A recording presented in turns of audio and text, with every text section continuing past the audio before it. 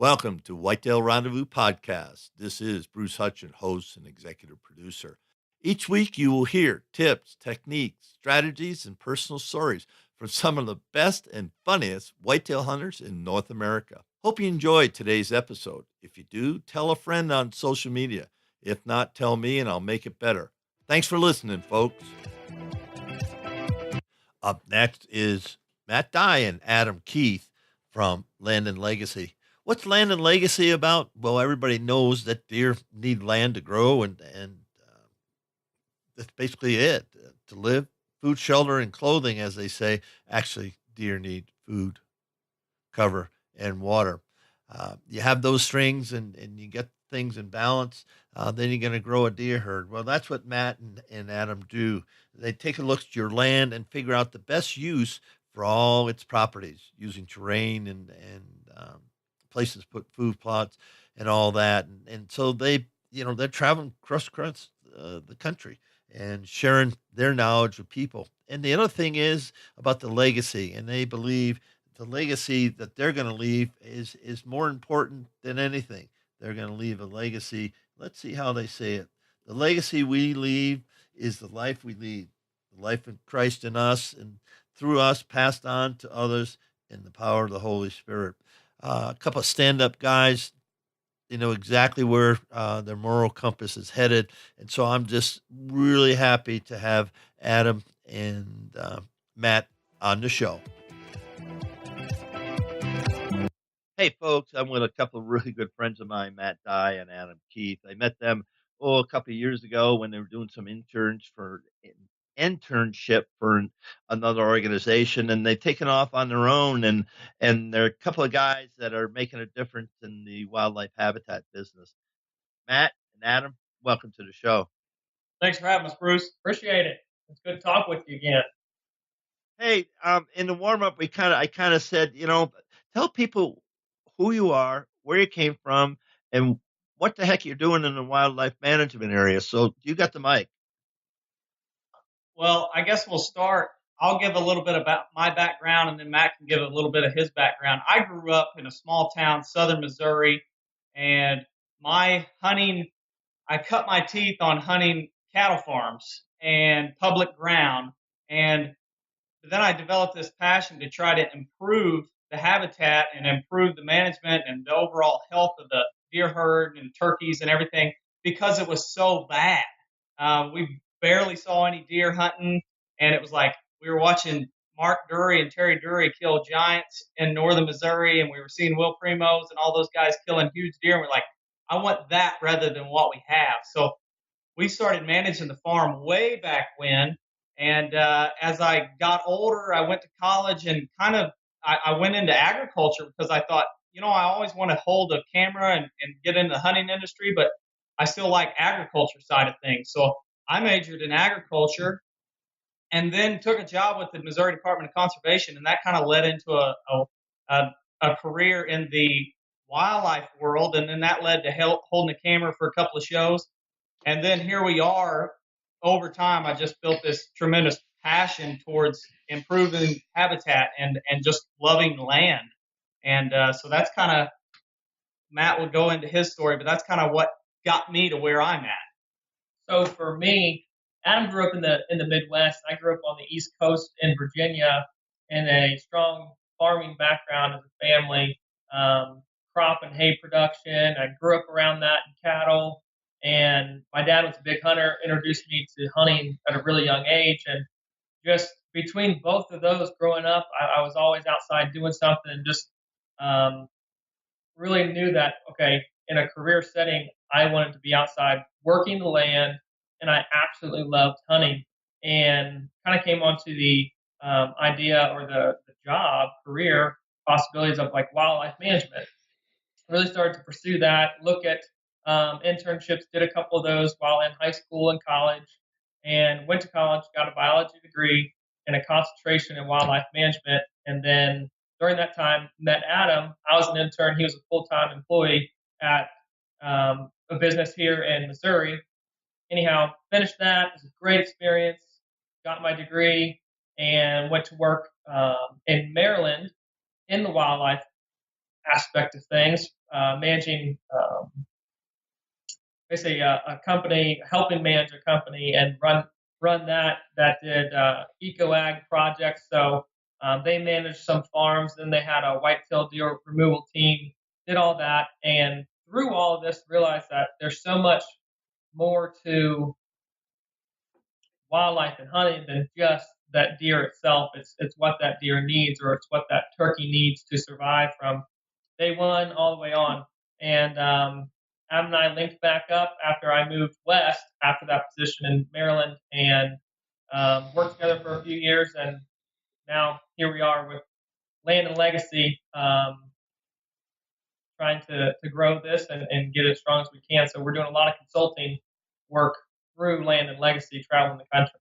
So he kind of talked a little bit about his background. You heard my background. So when we took those two backgrounds back in December when we started Land and Legacy, it was kind of like, okay, what can we provide? I heard a phrase years ago that said, "Be who I needed when I was a kid."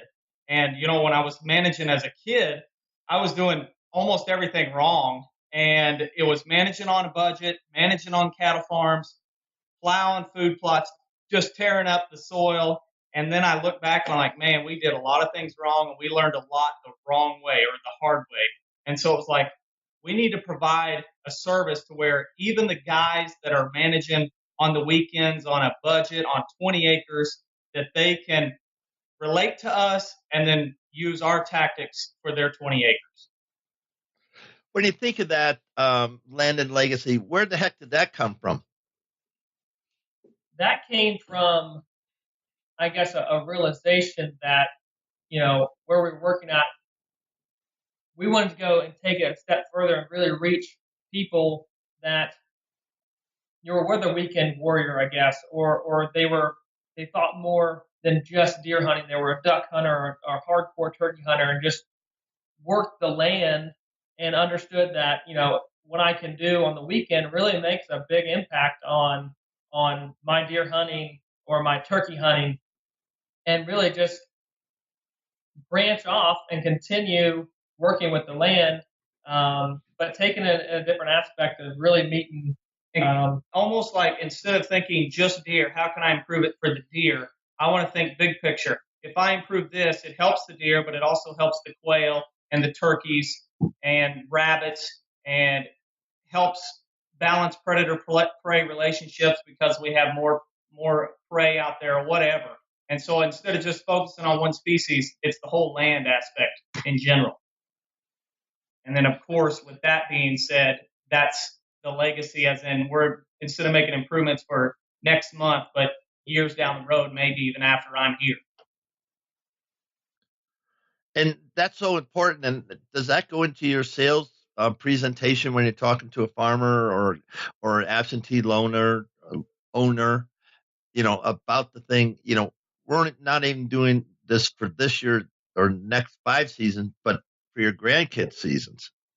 I think so. I don't think it's more of an overt talking saying, hey, it's more of people just know that when they hear us talk about the improvements, like if we can improve it to where like planting a bunch of fruit trees, well, we know that it may take years and years before that ever develops, but your son's going to appreciate it down the road. Stuff like that, I think people just automatically pick up on it. Yeah, I certainly agree on that. It's not something that we just kind of throw out there and just try and build a business around, but through our techniques that we're using and prescribing when we get to a property, say, let's look at this oak tree. It's young, but we're gonna trim out around it. It's gonna be a great, profit making, income producing tree later on. And then in the meantime, it's gonna produce acorns for you to hunt around, your kids to hunt around, and so on and so forth. So they understand that what we prescribe and recommend is not just an immediate benefit, but a long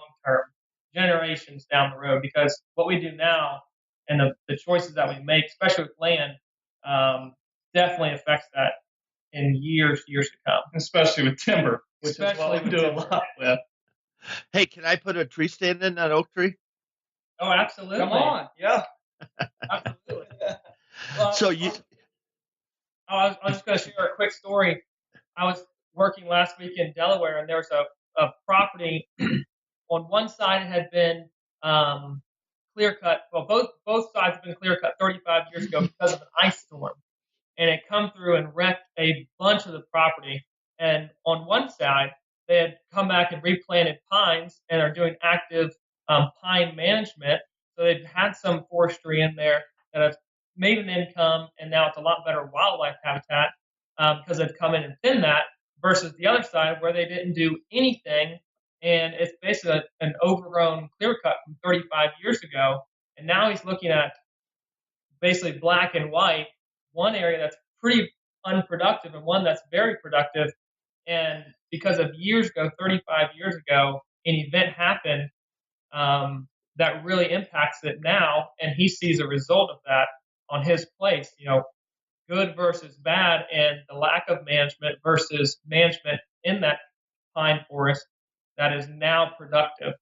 So we just try and share those when we're on site, provide those examples for people to see, okay, again, what I'm doing now is going to impact things later on. Okay, I got 100 acres. It's in Wisconsin. I got cropland all around me, and then all the ridges are timbered. And so we got, out of 100 acres, we got only 30, 40 acres of timber ridgeline. Everything else is cropline. I mean, we're cropping and standing crops. We got some beans, and we got some alfalfa, and we got some corn. So I call you guys up, say, hey guys, we do okay for deer because they come out of the bottoms and they run our ridges, and then they go up to another guy's farm, blah blah blah. So what can we do on my farm to help grow deer, not just have it a transition zone? It's one big transition zone. So what can we do? Immediately when I hear you say timber, I think, okay, when was the last time that timber was actually managed rather than just sitting back and letting it manage itself? When was the last time there was a TSI, timber stand improvement, go on in there? When was the last time there was a harvest? Is that a closed canopy forest? If it's closed canopy, we know that we need to do something to get more sunlight coming to the forest floor. It is closed canopy. It is closed canopy. So immediately we go, okay, what's the DBH of those trees? How big a diameter at breast height? Are they marketable? Can we get in there and make the landowner a little bit of money? By making a little bit of money, we can take that money and invest it somewhere else on the property. We can maybe create a few more food plots up in the timber on those ridges, or we just remove some of those trees, let more sunlight hit the forest floor. More sunlight means there's going to be more early successional growth, young forbs, ragweed, pokeberry, whatever, blackberries. Now we have, instead of having cover 100 foot up in the air with the trees, we removed that. Now we're going to have cover from forest floor to 4 foot tall right where a deer lives.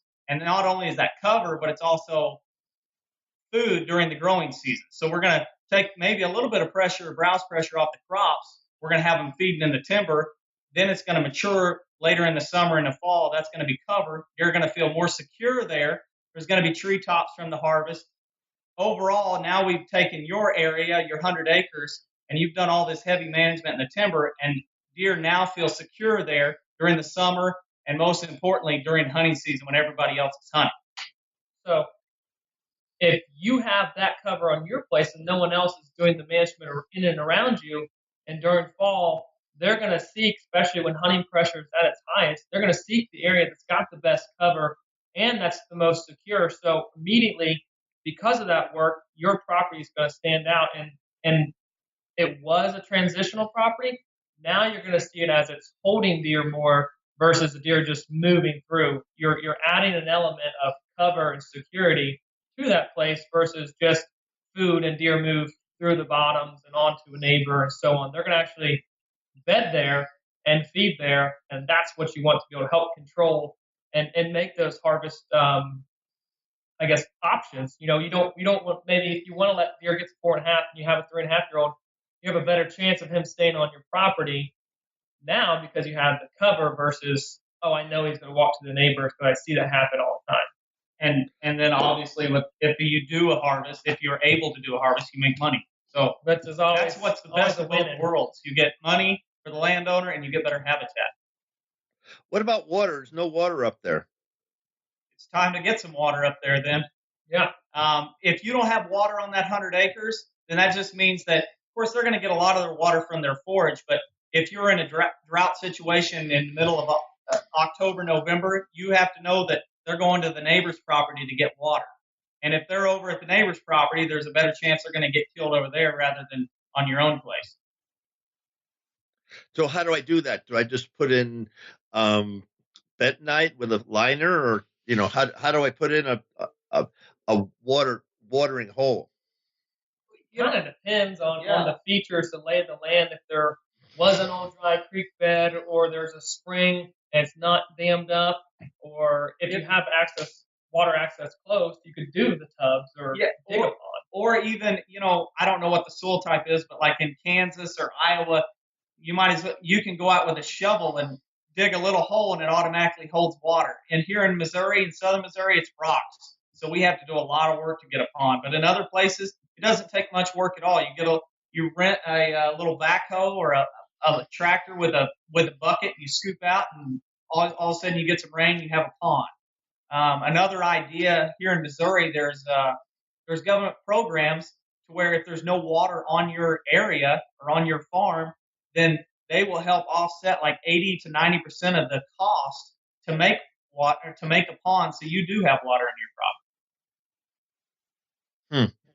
Because that's one thing in our quote unquote plan.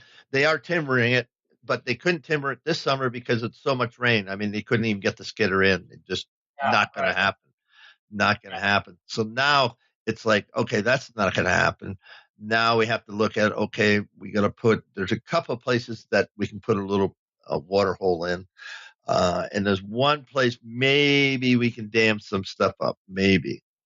But other than that, it's just, climax growth or high canopy, whatever you want to call it, that hasn't been logged for forever. And the deer just pass through because they go, oh my, I'm going to go over here.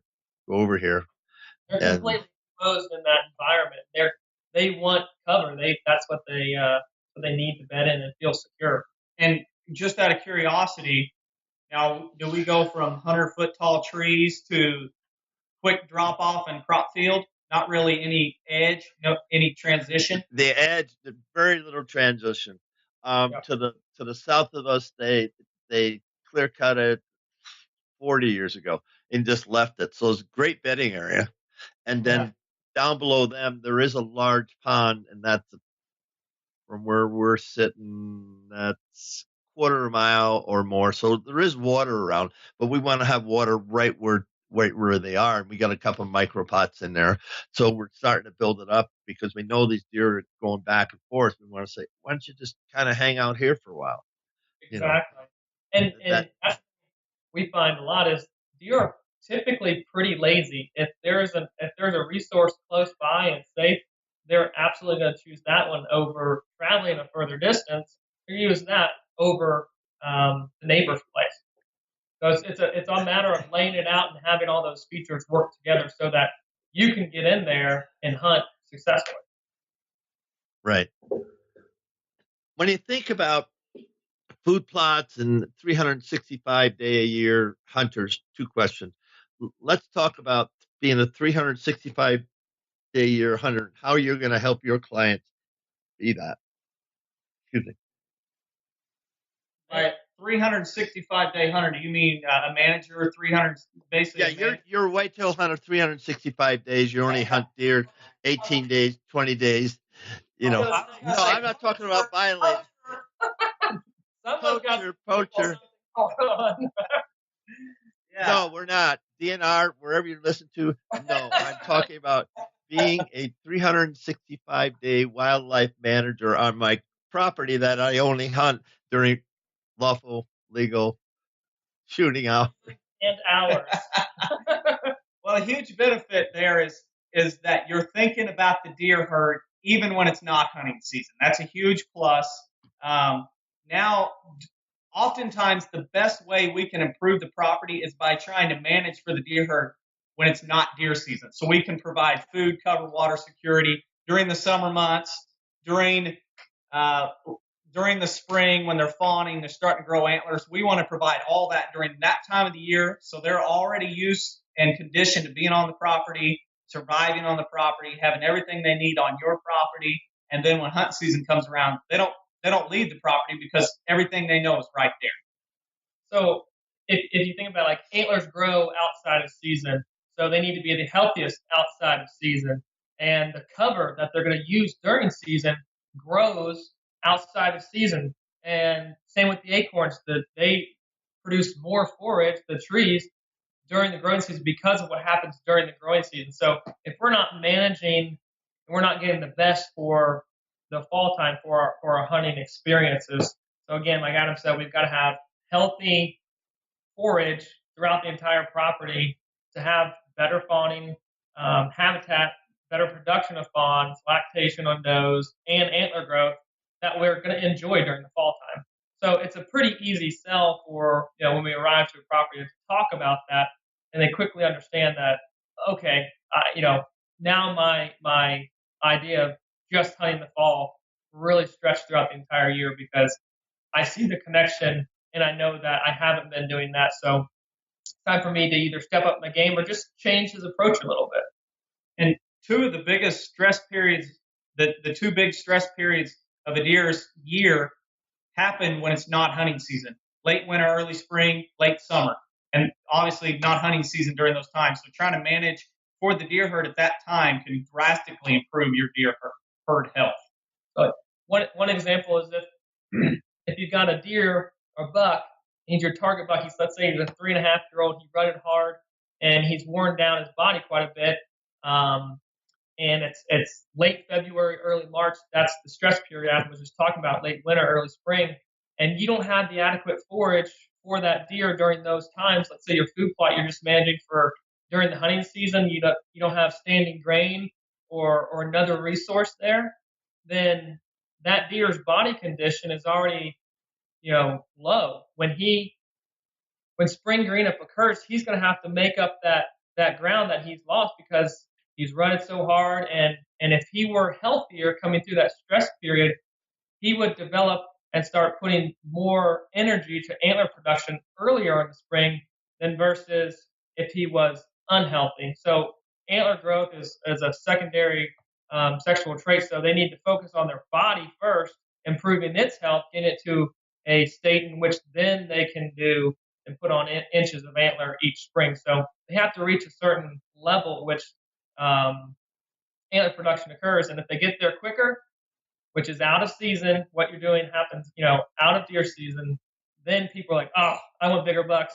I see a need to do that. And again, it's kind of the easy sell. What are we feeding them January, February, March?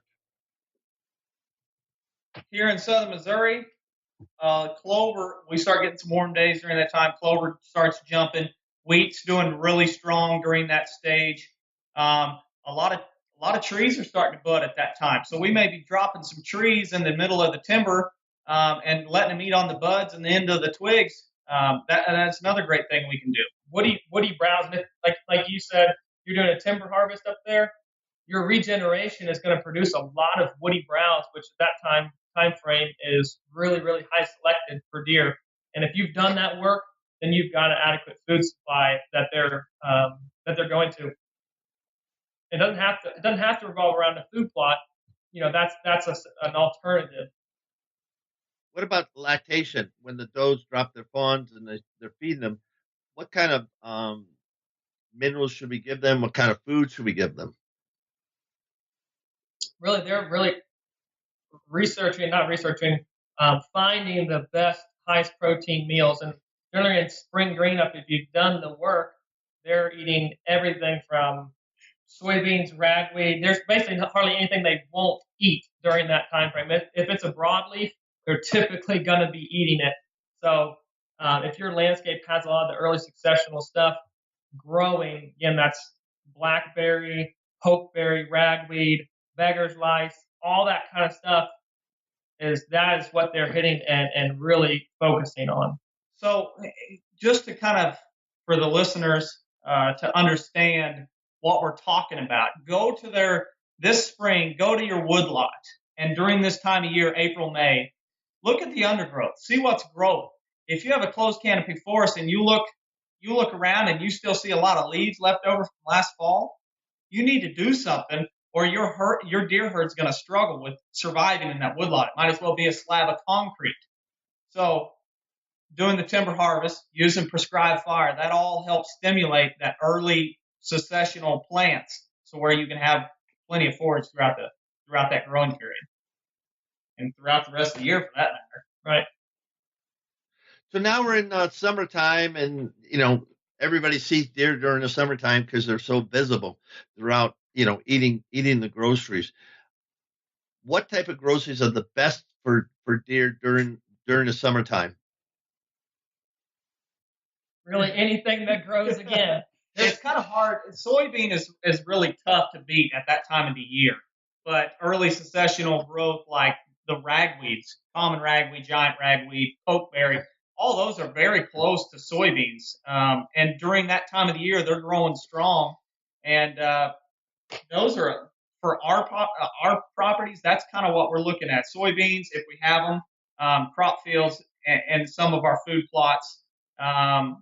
We have other species. Sunflowers are great that time of the year. Pretty much anything we plant in a spring mix is going to be great during the summer months. Clay peas, buckwheat, those are great. But then when we look at the native stuff, it's ragweed, prickly lettuce, pokeberry, blackberry, all kinds of stuff. Greenbrier. There's a They eat grapevine all the time. But there's a long list of early successional plants that deer eat during the summer months. And that we as farmers, crop people, if we learn how to cultivate those wild plants, that would help our deer herd even more. Yeah, it may take, for a lot of guys that we deal with, like, for some reason we all think that food plots is this huge, like we talk food plots all the time, but when we go to properties, oftentimes that's less than 5% of the actual ratio of food plot per actual acres of farm ground or of the property. So food plots is such a small thing. And if you do the right work and you do, let's say, for example, the main farm we manage, Prairie Hollow property, it's 610 acres, but when it's all said and done, we're going to have 25 acres of food plots, and we're going to have a bunch of bottom ground that's going to be alfalfa and a bunch of other mixes. But for the most part, that's designated to cows. So we have really 450 acres designated to deer and only 20 acres of food plots, or 25 acres. But if we do a complete timber stand improvement, start doing prescribed fire every year, we have 400 plus acres that's basically a food plot. That's for free. We didn't have to buy the seed. All we did was just prescribe fire, let the sunlight hit, and it grew. If you think way back before, I guess really, the current state we're in, before the first food plot was ever planted, before the first crop field was ever planted, deer were still here, and they made their living off these early successional plants and the regeneration of forest after a fire came through, or after, let's say, a tornado came through and opened up the canopy. That's what they're focusing in on.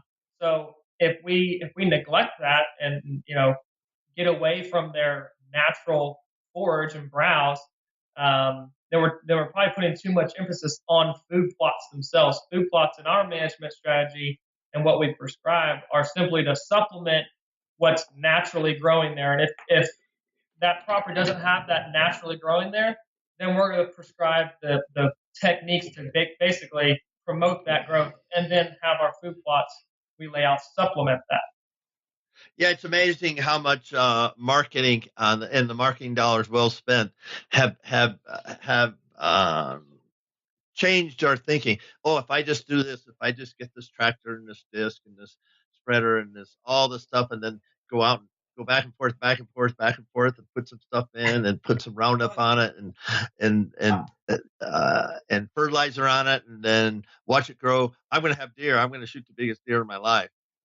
I'm going to throw a bag of mineral out, and they're going to be non-typicals, and they're going to be giants, and I'm going to shoot them. Yeah, for sure. It's funny. But it's sad in a way, guys. It is really sad, actually. It's sad.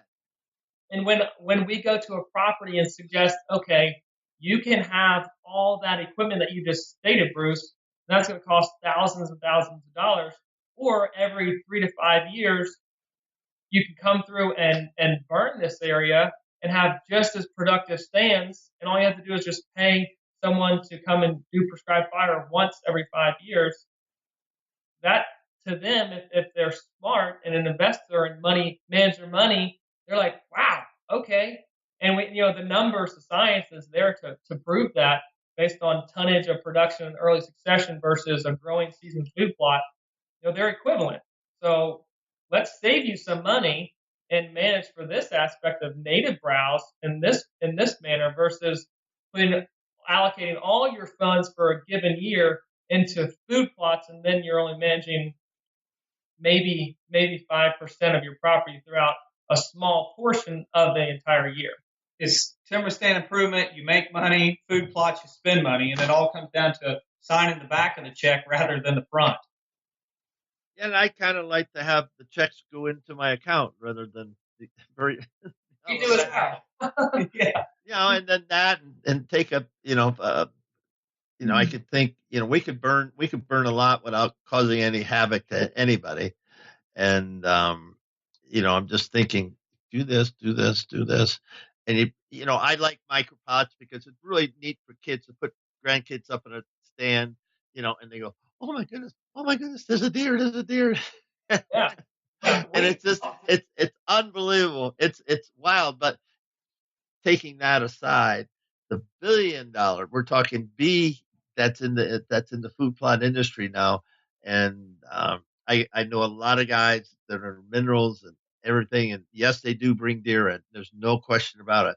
But if you think about it, and this is why I like how you guys think. If you think about it, if we just take everything that God threw out there and sort it out, be good stewards, don't get carried away. We can do a little bit over here, a little bit over here, a little bit over here, and then we're going to have the type of deer that we're going to have. I mean, every place can't have a $200 unless you change up the genes, in my opinion. Your guys thinking on that about the size of buck? That's a very loaded question. You there, opened Bruce. up another can of I worms. know. So That's okay. That's okay. Before I I'm dive a big boy. we love food plots just like everybody else, but we don't look at them as the saving grace. We look at them as hunting strategy and a supplement, a feeding supplement. I love to hang a stand overlooking a food plot and kill deer as they're going to it.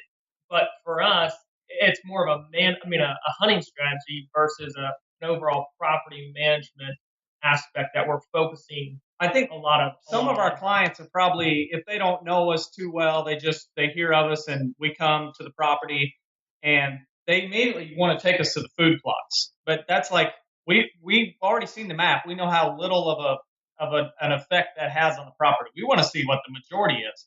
And so oftentimes it's kind of like people look at us like, but you barely even looked at the food plots. It's like, yeah, because that's small potatoes. We're focused on big picture. And when it comes to the management side of things, and as you were talking mineral and everything, big picture, what I guess Land and Legacy and our kind of way of managing is working with Mother Nature rather than against. Let's look and see what was natural, native to this area before we settled it and stopped fire and caused everything to go out of balance. Let's look and see how it worked best before we got here, and let's try and replicate that. And honestly, on my family farm, where that goes as far as, well, fescue, tall fescue, it's not native. It's such a cattle farmer's dream.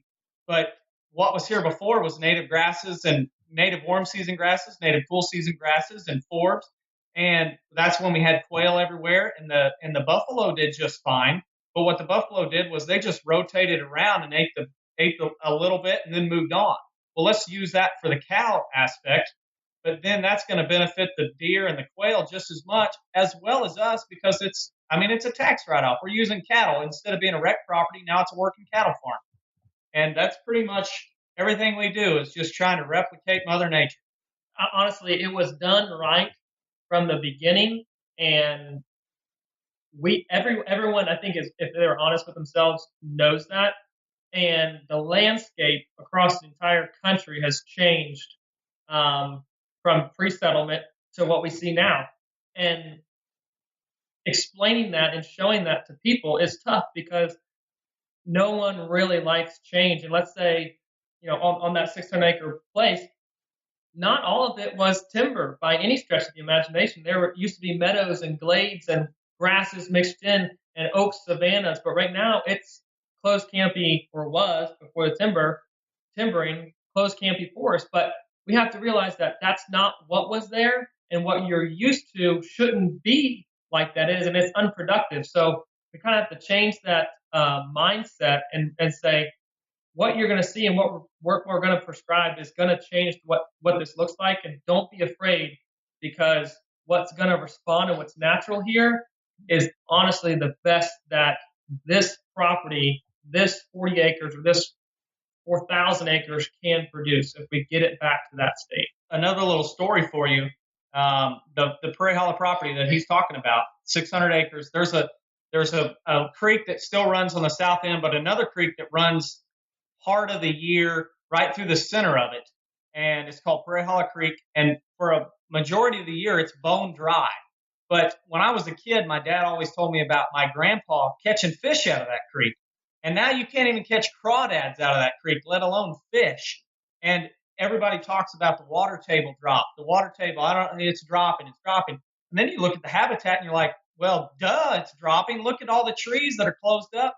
Instead of having early successional plants and native grasses that have huge roots and are better at letting the water infiltrate into the soil profile and go into the underground caverns and then come out in the form of springs to fill up creeks and everything like that, it just runs off, and it runs to the creek and it runs to the river and it hits the Mississippi and dumps into the Gulf.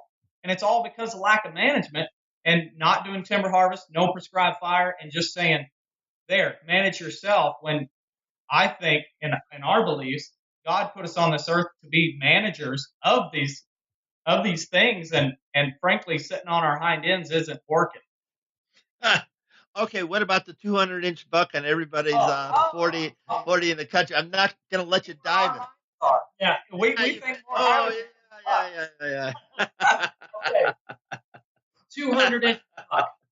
I think, and because of there's actually a recent study that was done, and that looked at not soil quality, but the expression of native forage across the entire country. And they took samples from areas of really, really unproductive soil and compared that to areas of, like, you think of like the Mississippi Delta, where it's really, really good soils. And then they sampled these plants and found that no matter the soil quality, that both the plants still express the same basically amount of crude protein or palatability. So what that tells us as a manager, okay, let's say you're in the Smoky Mountains and you're in steep country.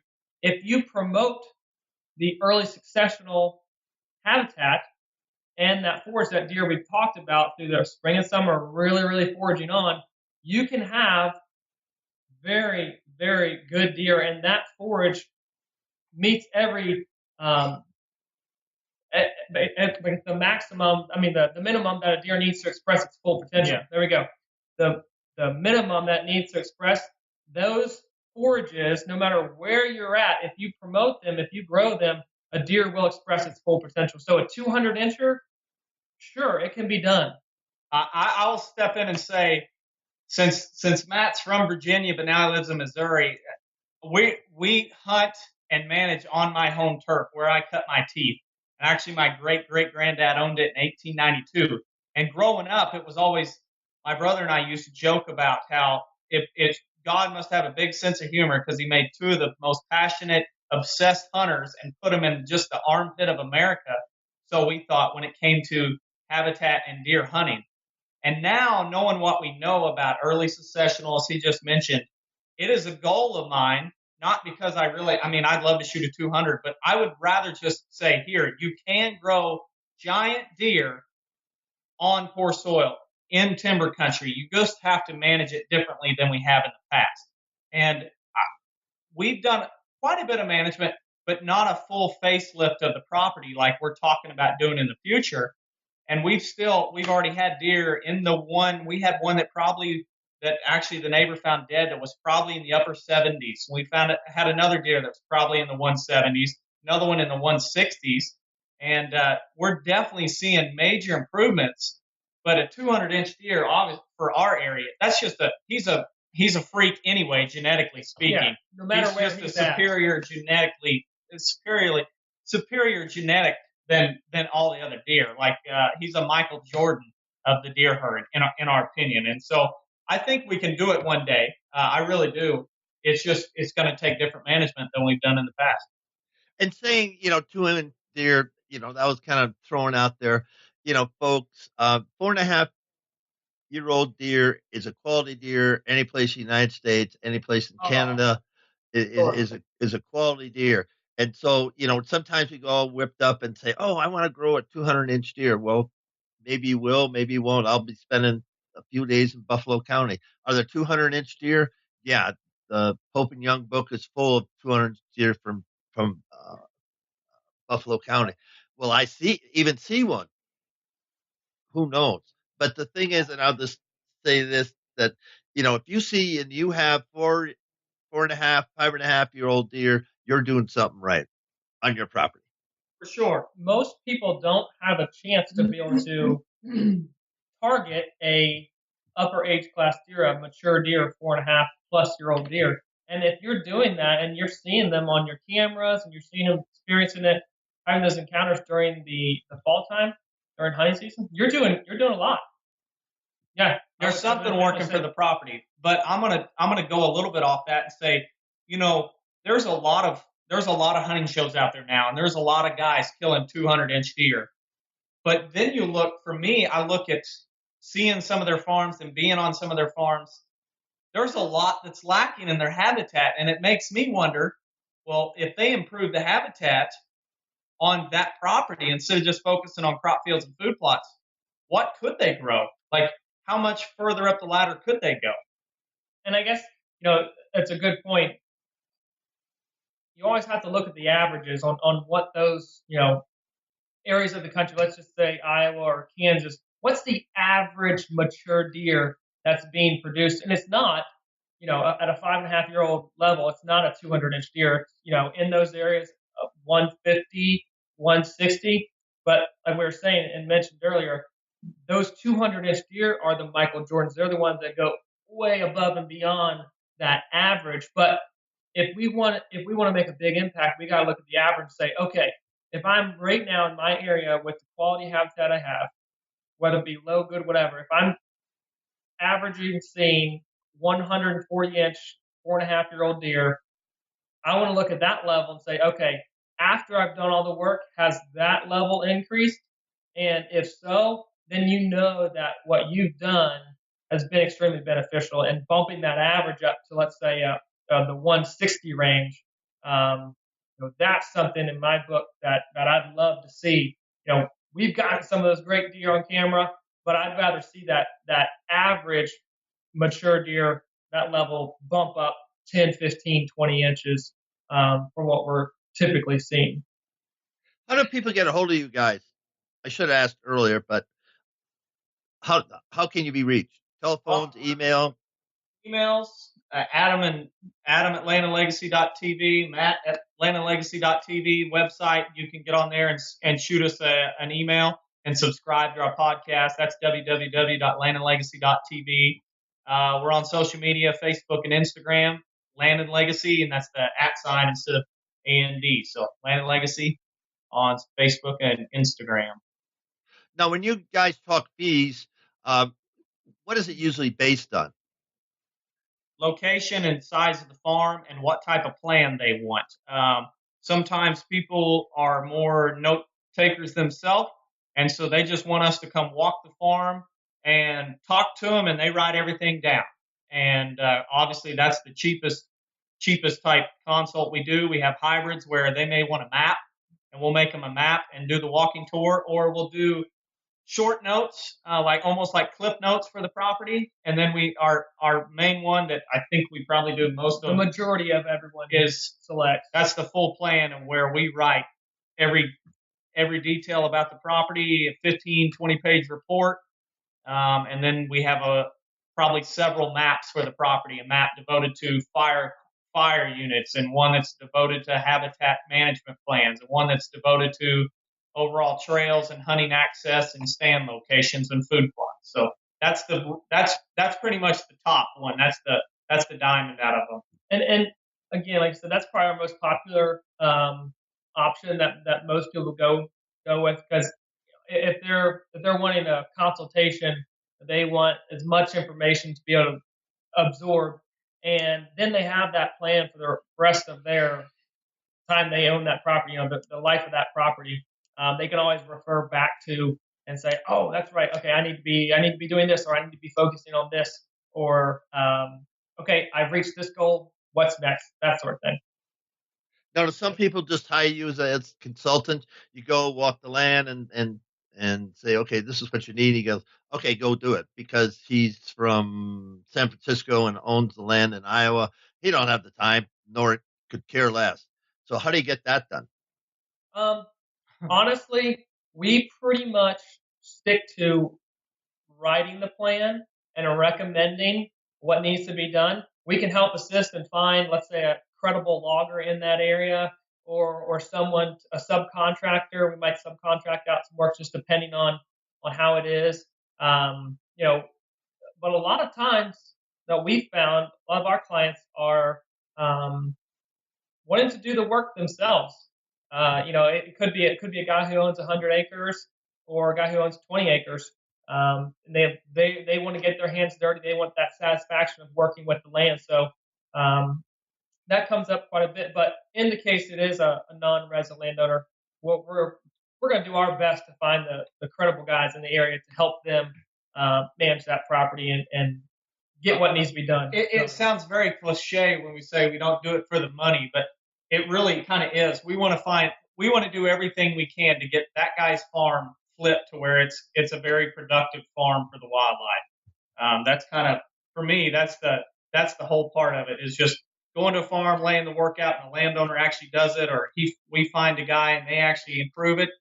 I can sleep at night knowing there was 1,000 acre that's more beneficial and better for the environment, and everybody's benefiting from it. Hey, with that, let's give some shout outs and call the show. Perfect. Sounds good. Shout out to my lovely wife, Nikki, and my parents and my brother, Chad. Shout out to my lovely wife, Emily, and my parents and the rest of my family on the East Coast. Got to represent the East Coast. Thanks so much on behalf of thousands of listeners across North America. You guys are a joy, and I wish Land and Legacy much success. We're heading back down to Tennessee, and we're going to connect with Corey Sutton. Now, Corey's got some great stories, and the hunting story that I like best is that one day in the fall, a couple of years ago, he decided, well, I'm just going to go out to my land and hang out. I get this little spot, it's a little funnel, and if the deer are going to be moving, that's where they're going to be moving. So, yeah, he geared up. Yes, he did, in his flip-flops, his cutoffs, his T-shirt, and his ball cap. Oh, yeah, he did bring his bow. And all of a sudden, hour into the set, he's just sitting there thinking about things, and Corey does have a lot of things to think about. Corey has half a heart, and but that doesn't stop this guy.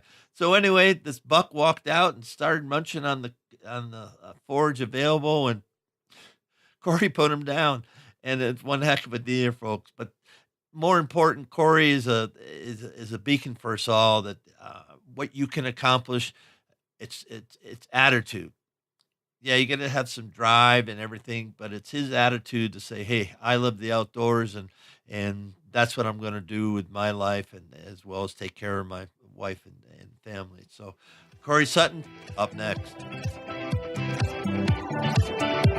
Thanks for joining us. Be sure to tune in tomorrow for another episode of Whitetail Rendezvous, where you can listen and learn from the experts so you can be more successful on your next hunt. Until next time, listen, learn, and succeed.